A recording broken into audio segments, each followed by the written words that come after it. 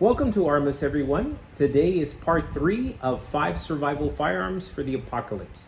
Today we are featuring the Glock 26 Gen 3 in 9mm. So why the Glock 26? I believe that every firearm has a niche or a place where it excels.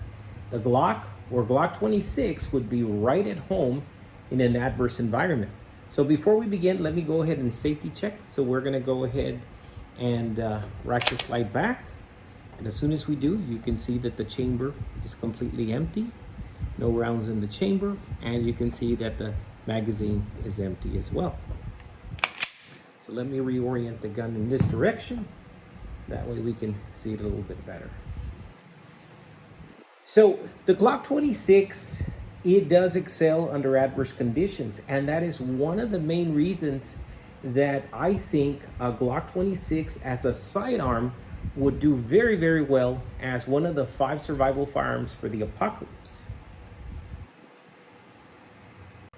Another great feature of the Glock 26 is that it's chambered in 9mm.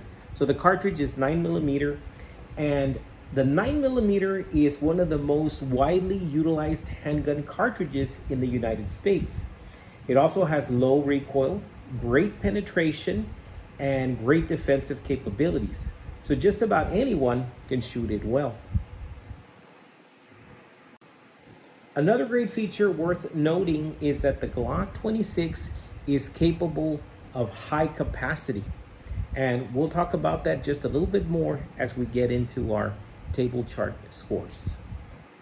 Now, for those not familiar with our table chart scores, we do score a firearm based on 8 categories. Now, the first category is ergonomics, followed by accuracy, follow-up shots, penetration, energy, capacity, reliability, and finally, versatility. Now, we can score a firearm a total score, and that would be a perfect score of 32 if it receives 4 in every single category. Now, our rating scale is 4 equals excellent, 3 equals good, 2 fair, and 1 below average.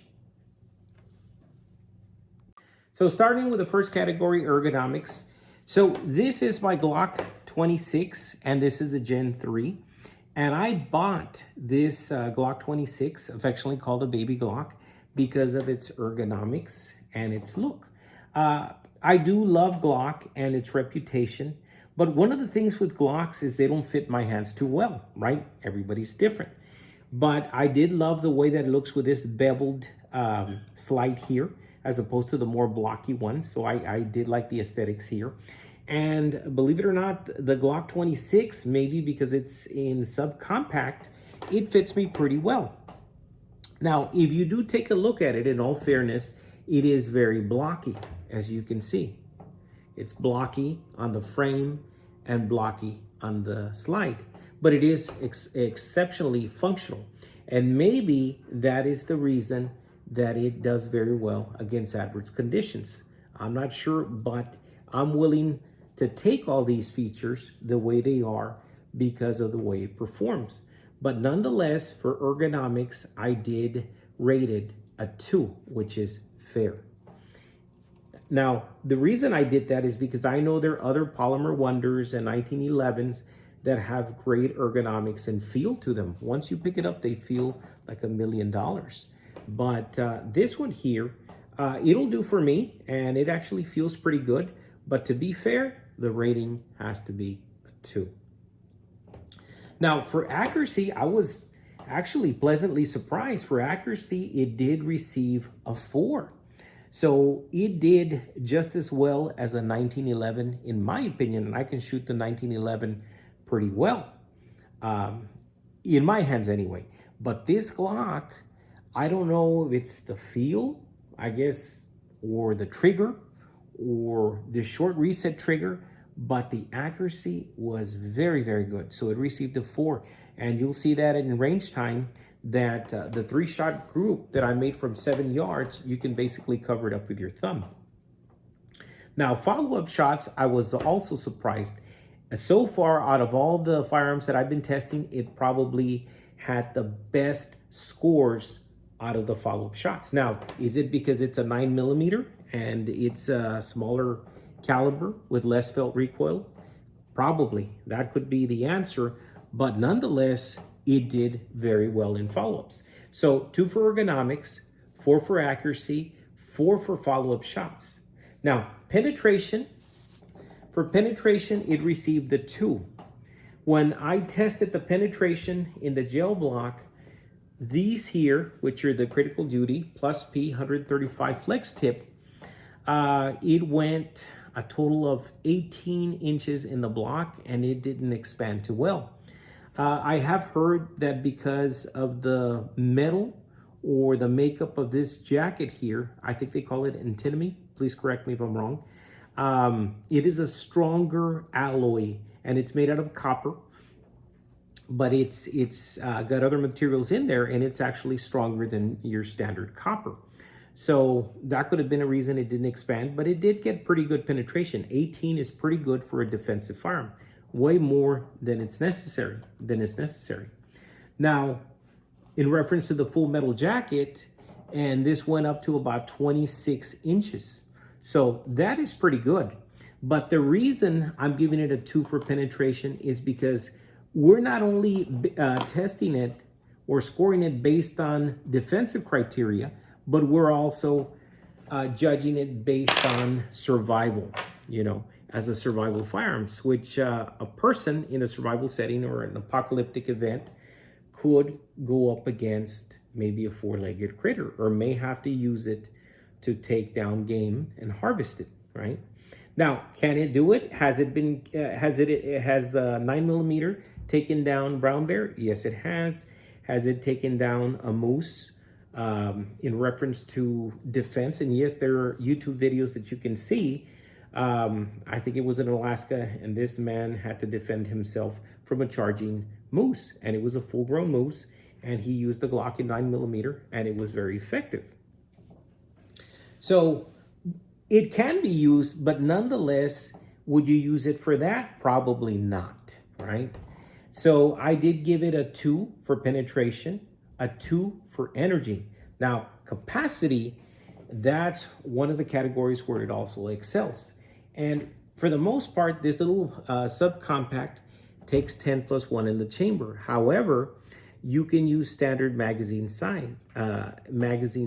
For example, you can use a magazine that fits the Glock 19 or the Glock 17, and you can even use these high capacity magazines, and you can see here that it has a total capacity of 31 rounds of 9mm, and that is very, very good.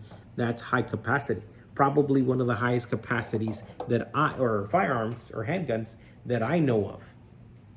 So it received a 4 for capacity. In reference to reliability, the Glock 26 received a score of 4, which is excellent. Now you can see through countless YouTube videos that people put the Glock through torture tests, through gauntlet tests, through reliability tests. They put it under adverse conditions such as mud, sand, water, or a mixture thereof, and the Glocks excel in that kind of environment. So in my opinion, just that alone merits this firearm as a great survival firearm for the apocalypse. So that is one of the best categories or best features that this Glock has that makes it an excellent survival firearm for the apocalypse. Now, in reference to versatility, I did give it a 3 because you can change out the sights, and these are just the standard Glock sights, and you can switch them out for fiber optic or tritium night sights. People have also worked on the frames, and you can use different magazine capacities, which is really, really good. So it did receive a 3, meaning that it is good in reference to versatility. Now, for those of you interested, we do have the Wheeler Engineering professional trigger pull gauge, and we'll be testing this Glock 26 to see how it does. Now, as I was saying, one of the great features of this Glock 26 is the rapid fire, the follow-up shot capability. And I attribute that to the 9mm round, since it's low in recoil, and to the short reset trigger that it has.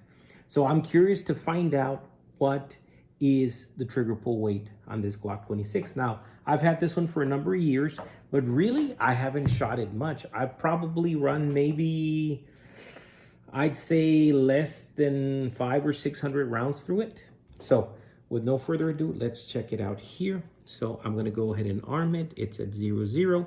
So I'm gonna run the first test, make sure that it is clear. So here we go. I'm gonna pull consistently to the back, and let me see how it does.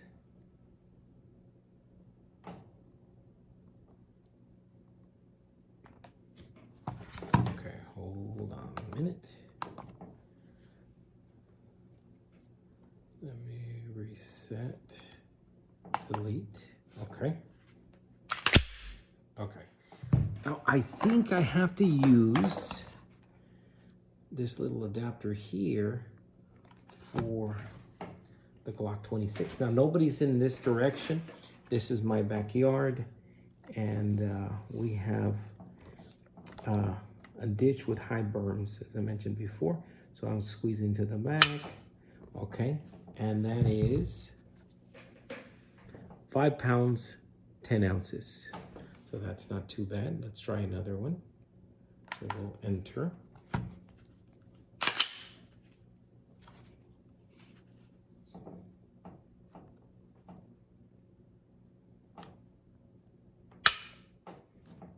Okay, pretty consistent.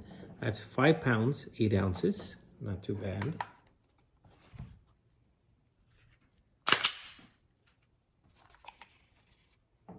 And the last pull here. And that's 5 pounds, 6 ounces. So that's pretty consistent. Okay, no, I'm sorry. I hadn't averaged it out. So in average, that is 5 pounds, 5.6 ounces, and that's a 3-group pull, as you can see there. So not too bad. But what I'm thinking is that actually the reset is probably the reason it's so good. Now let me try the reset here. So I'm gonna go ahead and pull the trigger, right? That's the wall. There's the brake. Reset right there. Ooh, that is a super short reset. Very, very short. And that's probably why it does really well and it's conducive to rapid fire or quick follow-up shots. Just to recap some of the highlights of the Glock 26, in reference to accuracy, like I said, I was really pleasantly surprised. And I need to be fair to Glock. I tried the Glock 29 and I had a hard time controlling the Glock 29. But this Glock 26, wow. In reference to accuracy, it got about an inch group, which is just slightly larger than the 1911. But in follow-up shots or rapid fire, it actually outdid the 1911. And I was just really amazed by that. The 1911 rapid fire, I think I got a group that was just slightly smaller than my hand. The Glock 26, on the other hand, it shot a rapid fire group of about 1.5 inches. So that is just truly amazing. Now, the other category that it really excelled in was capacity. And I think at least in this point in time, please correct me if I'm wrong, I think the Glock 26, 19, and 17 probably is the highest capacity firearm out in the market at this point. Now, the last category that that this Glock 26 really excelled in was reliability. And this is a very reliable firearm. As we can see, we take a look at YouTube and there's a lot of torture tests and stuff where they put this Glock 26 through adverse conditions, and it really, really excels under those conditions. So this is why I think that the Glock 26 would be an awesome firearm or survival firearm for the apocalypse. See you guys at the range.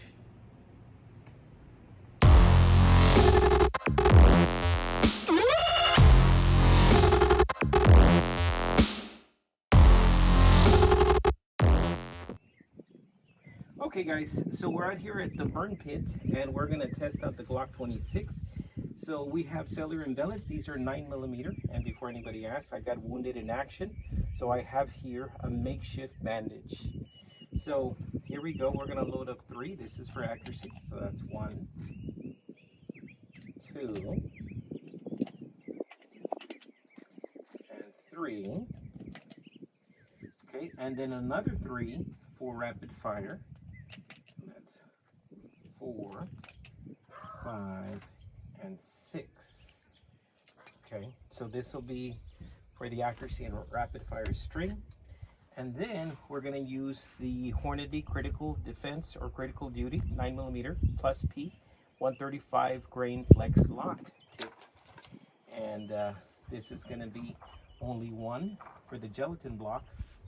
And we'll use a full metal jacket just so we can see the results. We have 32 inches of bare gelatin ballistic.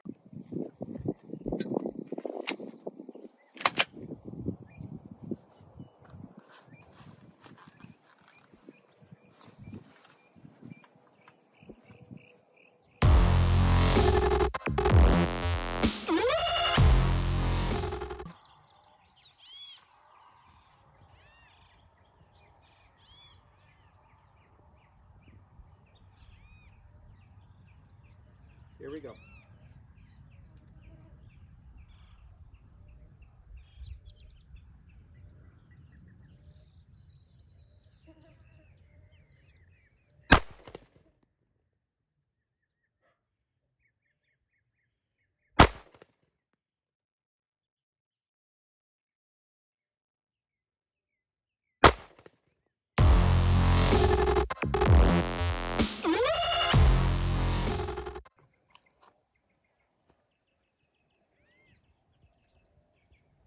Ready? Yes.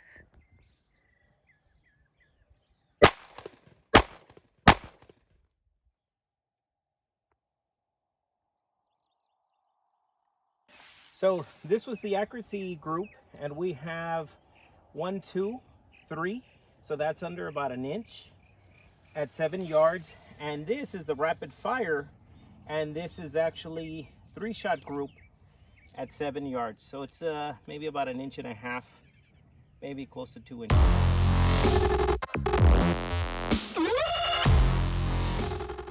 Go. Okay, so 1 shot of the 135 grain flex tip plus P Hornady is going to go into the gel block, and then the secondary shot will be a full metal jacket.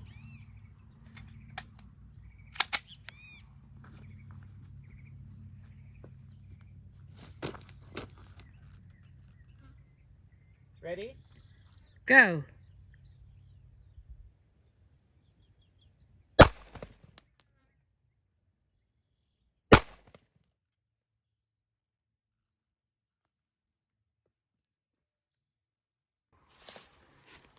Okay, so we have the wound cavities here, and at around almost 18, pretty close to 18 inches, and that is the leading point of the flex tip. That's 135 grain Hornady.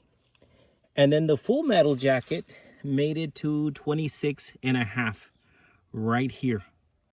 So in this segment, we're going to address the cryptid targets. So I'm going to load 10 rounds. So we're going to load up to maximum capacity. That's 2, 3, 4, 5, 6, 7, 8, 9, and that's 10. And once again, these are the cellular and bellet 9mm full metal jackets.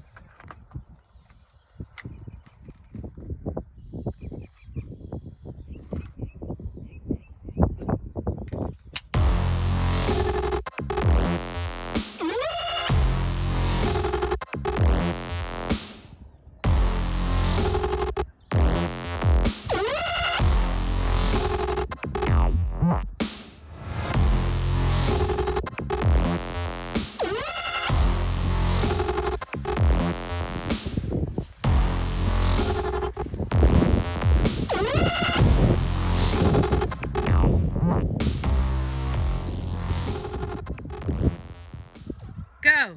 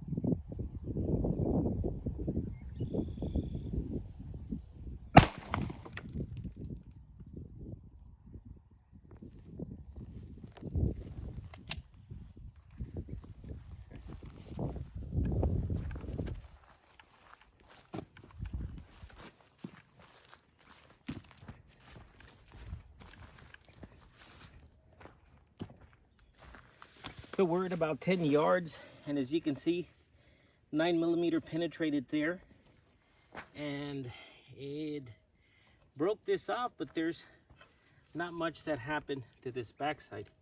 But nonetheless, not bad for a full metal jacket. And that's a cinder block.